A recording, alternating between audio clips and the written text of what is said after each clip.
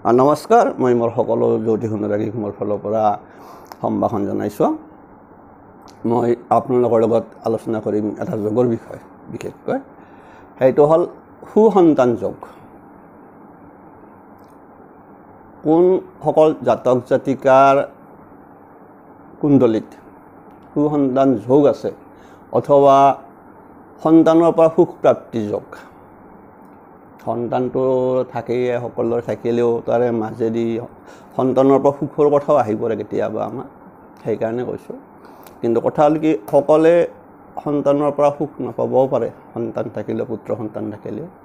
গতিকে এই বিষয়বস্তুটো হ'ল যে সুসন্তান প্ৰাপ্তি যোগ, অৰ্থাৎ যিসকল জাতক জাতিকাৰ সুসন্তান প্ৰাপ্তিৰ সম্ভাৱনা আছে, হয়তো হৈছে কিছুমানৰ, গম পাব আপোনালোকে নিজে নিজে চালে গম পাব, কুণ্ডলী নিজে চাই ল'লে গম পাব। আৰু দ্বিতীয় কথা হ'ল কি, এই সন্তানৰ পৰা সুখ, পুত্ৰ সন্তানৰ পৰা সুখৰ যিটো সূত্ৰ, এই সূত্ৰটোনো কি, বা আমি কেনেকৈ গম পাম যে সন্তানটো, আপোনাৰ সন্তানটো সুসন্তান, ভৱিষ্যতে সন্তানৰ পৰা আপুনি নিশ্চয় অলপ হ'লেও সুখ পাব। আৰু মূল কাৰণটো হ'ল, যদি কাৰোবাৰ লগ্ন মুখ্য আমি কৈয়ে থাকোঁ, আকৌ ৰাশি, প্ৰয়োজন সাপেক্ষে আমি যদিও লগ্ন বিচাৰ কৰোঁ, প্ৰয়োজন সাপেক্ষে ৰাশি বিচাৰ কৰাও এটা নিয়ম আমাৰ শাস্ত্ৰত আছে। সেইকাৰণে কেতিয়াবা লগ্ন লৈয়েও গোটেইখিনি বিচাৰ সম্পূৰ্ণ নহয়। যিটো কথা কোৱা হয় চন্দ্ৰ কুণ্ডলী, চাব কুণ্ডলী একচুৱেলি তিনিটাৰ আগতে হয়, মুখ্য চাব লগা হয় যে এটা হ'ল কি লগ্ন কুণ্ডলী, এটা হ'ল চন্দ্ৰ কুণ্ডলী, আৰু আন এটা বিষয়বস্তু চোৱা নিয়ম আছে, সেইটো হ'ল নৱাংশ কুণ্ডলী। কিন্তু নৱাংশ কুণ্ডলী কোনোবা এটা সুধিছিল, নৱাংশ কুণ্ডলী কেইজনে বিচাৰ কৰে, সেইটো মই আগে কৈছোঁ। গতিকে আমি স্বাভাৱিকতে লগ্ন কুণ্ডলীয়ে কৰোঁ, কাৰণ লগ্ন কুণ্ডলীতে লামচাম কথাখিনি সোমাই থাকে। বাকীখিনি পাৰ্ট কেতিয়াবা চাব লগা হয়, চন্দ্ৰকুণ্ডলী চাব লগা হয়, অৰ্থাৎ চন্দ্ৰকুণ্ডলী সেইখনে, অৰ্থাৎ য'ত আপোনাৰ ৰাশি চন্দ্ৰ বহি আছে, চন্দ্ৰক সেই ৰাশিটোকে লগ্ন ধৰি পেলাই কেতিয়াবা চাব, সেইটোকে কোৱা হয় চন্দ্ৰকুণ্ডলী। গতিকে সময় কেতিয়াবা বাধ্য কৰায়, চাব লগা হয়। মই কৈ দিছোঁ সেইটো কথা, সেইকাৰণে কৈছোঁ। যদি কাৰোবাৰ সুসন্তান প্ৰাপ্তি যোগত লগ্ন কোৱা আছে যে লগ্ন বা ৰাশিৰ পৰা আপোনাৰ যিটো ৰাশি, লগ্নটো লগ্নয়ে, তাৰ ভিতৰত আপোনাৰ যিটো ৰাশি হয়, সেই ৰাশিৰ পৰা যদি পঞ্চম স্থানত যদি বৃহস্পতি আৰু শুক্ৰ অৱস্থান কৰে, বৃহস্পতি আৰু শুক্ৰ অৱস্থান কৰে আৰু দোষমুক্ত হয়, ধৰক আৰু দৃষ্টি সেনেকৈ কাৰোবাৰ ৰাহু কেতু শনি এনেকুৱা দৃষ্টি থাকিব নালাগে মুখ্যতঃ, সেইকাৰণে কৈছে যে দোষমুক্ত হয়, সেইসকল জাতক জাতিকাৰ সুসন্তান প্ৰাপ্তি হয়। প্ৰথম কথা মনত ৰাখিব এইটো। আৰু এই সন্তানে বংশৰ নাম উজ্জ্বল কৰে, প্ৰথমটো। দ্বিতীয়টো হ'ল ৰাশি চক্ৰৰ জন্মৰাশি আৰু লগ্নৰ পৰা, চাব ৰাশি চক্ৰৰ জন্মৰাশি আৰু লগ্নৰ অধিপতি, 2 নম্বৰটো কৈছোঁ, গ্ৰহ যদি বৃহস্পতি হয় তেতিয়াহ'লেও সুসন্তান প্ৰাপ্তি হয়। মুখ্যতঃ কথা আহি পৰিলে, এইটোত আৰু কথা আহি পৰিলে, মুখ্যতঃ হ'ল কি যে ধনু লগ্ন বা ধনু ৰাশি অথবা মীন লগ্ন বা মীন ৰাশি হ'লে সেই জাতক জাতিকাৰ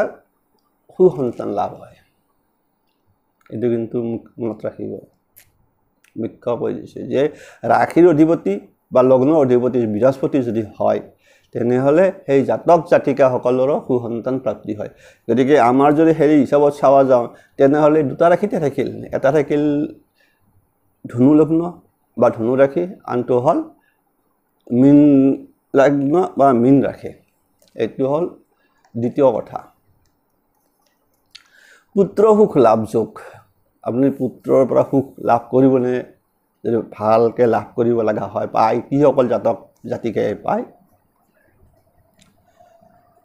যদি কথা হ'ল যদি পঞ্চম স্থান পুত্ৰস্থান পঞ্চম স্থানত যদি বৃহস্পতি শুক্ৰ দোষমুক্ত হয় অৱস্থান কৰে প্ৰথমটো যিটো সেইটোৱে কৈছে অৱস্থান কৰে সেই জাতক জাতিকাই জীৱনত পুত্ৰ বা সুখ লাভ কৰে বৰ্তমান সময়ত কিন্তু পুত্ৰৰ পৰা সুখ লাভ কৰাটো এটা সৌভাগ্যৰ কথা কিন্তু সকলোৰে কপালত পুত্ৰ বা সন্তানৰ পৰা সুখ নাপায় বা নাথাকে সেয়েহে এক এটা সৌভাগ্য যোগ বুলি কোৱা হৈছে যদি আপোনাৰ লগ্নৰ পৰা পঞ্চম স্থানত যদি বৃহস্পতি বা শুক্ৰ এইটো ৰাশিৰ কথা কোৱা নাই কিন্তু ইয়াত কৈছে অকল লগ্নৰ পৰা পঞ্চম স্থানত যিসকলৰ বৃহস্পতি বা শুক্ৰ দোষমুক্ত হৈ অৱস্থান কৰে সেইসকলৰ কাৰণে কিন্তু সন্তানৰ পৰা সুখ প্ৰাপ্তি যোগ হৈ থাকে গতিকে ইহঁতে ভাগ্যৰ লিখন এই যে মই ক'লো আপোনালোকক এটা কথা কৈ দিছোঁ পঞ্চম স্থানৰ বিচাৰটোৰ বহুত ডিপেণ্ড কৰে কাৰণ আমাৰ যদি পঞ্চম স্থানত যদি শনি থাকে আপোনালোকক আগলে কৈ দিছোঁ কিছু কথা যদি শনি থাকে তেনে সেই জাতক জাতিকাৰ সন্তান প্ৰাপ্তিত পলম হয় সেইটো কিন্তু মনত ৰাখিব গতিকে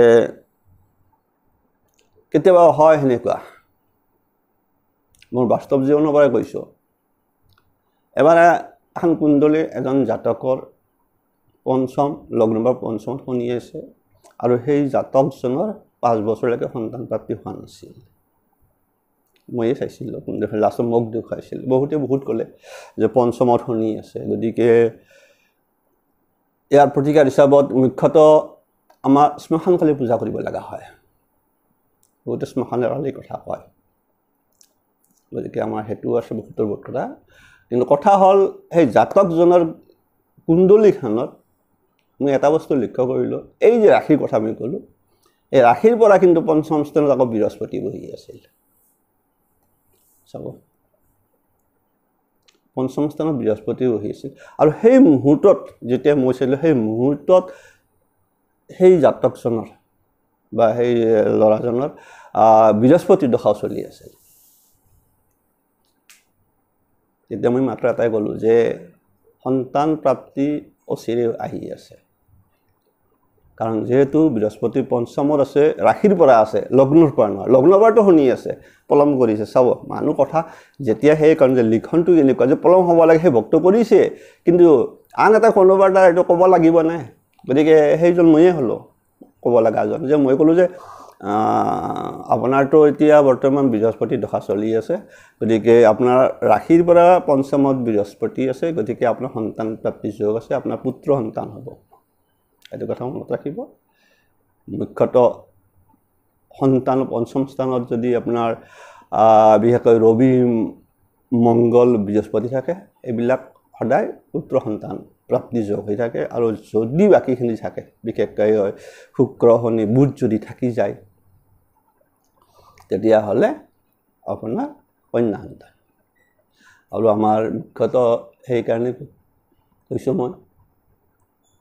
পঞ্চম স্থানটো হয় আৰু মেক্সিমাম প্ৰাপ্তিৰ যোগটো বিশেষকৈ বৃহস্পতি দশা অন্তৰ্দশাতে আহি যায় এইবিলাক ফলবিলাক সন্তান প্ৰাপ্তিৰ যোগ এইটো বেলেগ যিয়ে নাথাকক কেতিয়াবা আৰু পঞ্চম স্থানত থকা গ্ৰহটোৰ দশাটো আহি যায় কথা আহি পৰে এইবিলাক বহুত কথা এই যে মই ক'লোঁ আপোনাৰ শ্মশান কালী বা কালী পূজাৰ কথা সত্য কাৰণ মই নিজে প্ৰথমতে যেতিয়া আমি সৰু আছিলোঁ তেতিয়া আমি এটা কথা মই এটা এনে যেতিয়া মই পঢ়ি আছোঁ মই হাইস্কুলতে পঢ়িছোঁ মই তেতিয়া এনে এটা ক'লে যে এজন আমাৰ গাঁৱৰে এটা পৰিয়ালত তাৰমানে বিশেষকৈ গিৰিয়েক ঘৈণীয়েক মোটামুটি বিয়া যাব 7 বছৰ হৈছে সন্তান নাছিলে পিছত সন্তান প্ৰাপ্তি হ'ল পিছত এই কথাটো মানে আমাৰ ঘৰত আলোচনা কৰিলে মোৰ মায়ে ক'লে অমুকৰ হ'ল তাৰ মানে সিহঁত দিছিল পূজা দিছিল বোলে ক'ত বালিলেচা গতিকে নলবাৰীত বালিলেচাত আপোনাৰ কালী মন্দিৰ এইটো জাগ্ৰত কালী মন্দিৰ তাত দিছিল সেই বিষয়বস্তুটোৱে মানে আকৌ এতিয়া মানে পাইছোঁ তাৰমানে আমাৰ এটা বিশ্বাস পৰম্পৰা চলি আহিছে যে সন্তান যদি পলম হোৱা জন্মত ধৰক আপোনাৰ মোটামুটি 3 বছৰ 5 বছৰৰ পিছৰ কথা আহি পৰি যায় গতিকে 7 বছৰত গতিকে তেতিয়া এই কালী মন্দিৰ যে কালী মন্দিৰত বালিলেচাৰ কালী মন্দিৰত দিছিল পূজা দিয়ে আৰু পিছত হ'ল সেই কথাটোৰ পিছত এতিয়া মই উপলব্ধি কৰিছোঁ যে তাৰ লগত কিবা এটা বিশ্বাসৰ এটা পুৰা আছে ইয়াৰ মূল কাৰণটো হ'ল মানুহৰ কিছুমান কাম অন্ধবিশ্বাস বুলি নহয় এইবিলাক বস্তুটো হ'ল কি এটা বিশ্বাসটো তাৰ লগত এটা নিজৰ জাগ্ৰত ইচ্ছা শক্তি আমাৰ ভিতৰত এটা শক্তি থাকে ইচ্ছা শক্তি বুলি এই ইচ্ছা শক্তিটো প্ৰবল কৰিবলৈ হ'লে আমি কিছুমান মাধ্যমৰ আশ্ৰয় ল'ব লগা হ'ল কাৰণ আমাৰ নিজস্ব স্বভাৱত সেই ইচ্ছা শক্তিটো জাগ্ৰত নহয় যদি এটা মাধ্যম এইটো এটা মাধ্যম বিশ্বাসৰ লগতে মাধ্যম চলি আহিছে গতিকে যে এতিয়া দিছিল ক'ত আমাৰ বালিলেচা আৰু সেইটো আমি জানাত এটা জাগ্ৰত কালী মন্দিৰ বালিলেচাৰ মন্দিৰটো তাত দি যোৱাৰ 1.5 বছৰ পিছতে সন্তান প্ৰাপ্তি হৈছিল এইটো শুনিছিলোঁ তেতিয়া আৰু এতিয়া মই নিজেও মানে মানুহক কিছুমান কওঁ যে আপোনালোকে শনি মন্দিৰত চাওক তাত যায় মই নকওঁ কাৰণ মই কিছুমান কালী মন্দিৰ বুলি বহুতেই ভাবে যে কালী মন্দিৰ হোৱাৰ লগে লগে যে তাত গৈ ফেলে একদম মানে ছাগলী বা হাঁহ পাৰ বলি দিব সেইটো নহয় নিয়ম নহয় আছে কথাটো কৈছোঁ মই আৰু সাত্বিক প্ৰতিকাৰ আছে কালী মন্দিৰত বোলে আপোনালোকে কমচে কম এই ক্ষেত্ৰত কিছুমানে যদি আপোনাৰ বিশ্বাস কৰে তেতিয়াহ'লে আপোনালোকে কমচে কম 4টা মাহত এবাৰকৈ হ'লে আপোনালোকে তাত গৈ য'ত কালী মন্দিৰ আছে বালিলেচাৰ পৰা নাই যাব যদি কালী মন্দিৰ আছে ওচৰত আপোনালোকৰ তাত গৈ আপোনালোকে একো নাই মনৰ ভাৱেৰে ভাবি তাত আপোনালোকে শুকান নাৰিকল দান কৰিব তাত সিন্দুৰ দি শুকান নাৰিকল দান কৰক তাৰ লগত আপোনাৰ সেন্দুৰ দিব লাগে কালী মা তেতিয়াহ'লে মা সন্তুষ্টি হোৱা মানে শনিদেৱ সন্তুষ্টি হয় আৰু শনিৰ যিটো দুখ সেই কাটা যায় বিশ্বাস এতিয়া শনিৰ দশাটো সেইটো কৰা ভাল আৰু সন্তান প্ৰাপ্তিৰ যদি পলম হয় কাৰোবাৰ হৈ আছে অকল শনিৰ কাৰণে যদি হৈছে তেনেহ'লে আপোনালোকে এইটো প্ৰতিকাৰ কৰি চাব পাৰে তেতিয়া হয়তো আপোনালোকে কিছুমান হয় যদি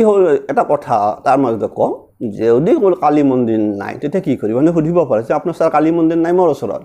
তেতিয়াহ'লে আপোনালোকে যদি দুৰ্গা মন্দিৰ আছে মানে